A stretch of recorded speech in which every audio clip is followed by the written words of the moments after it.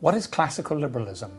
It's a set of ideas that places the freedom of the individual as its central feature.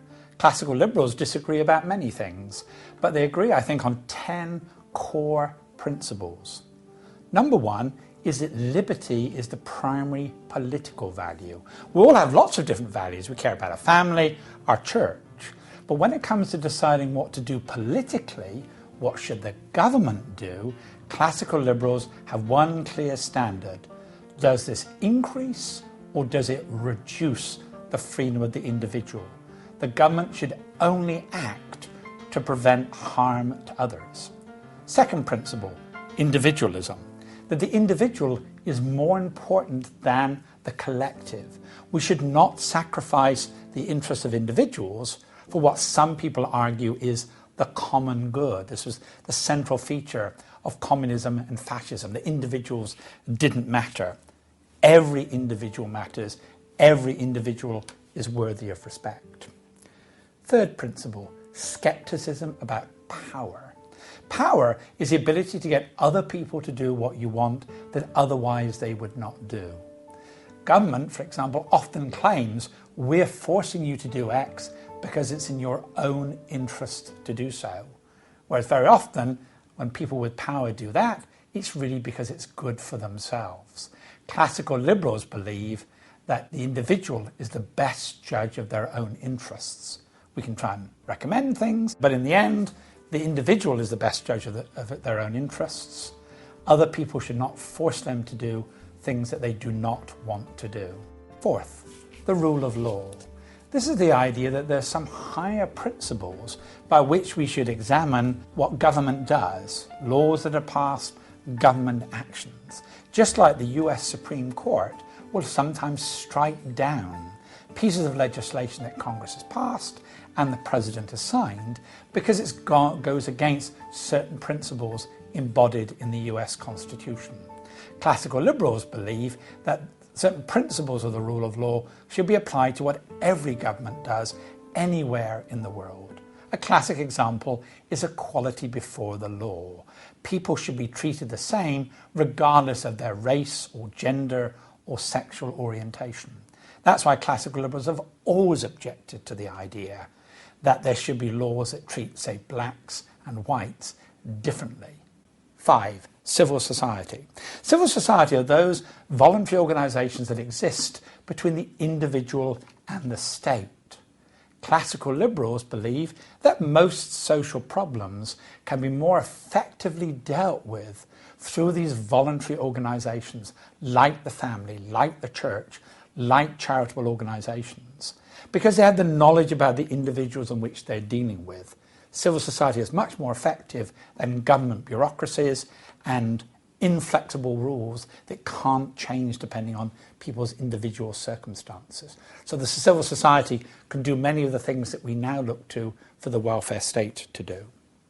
6. Spontaneous order.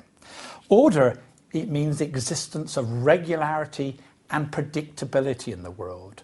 When people are making decisions about what to do, they need to be able to predict what the results of making those decisions should be. Many people seem to assume that order requires some institution, some body to manipulate and organise things.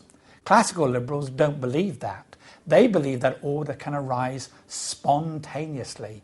People, through their voluntary interaction, create the rules by which people can live by. Classic example is that of language. Nobody invented the English language. It arose in terms of people communicating with each other, and yet certain rules have applied through that process. We don't need people to plan our lives. 7. Free markets.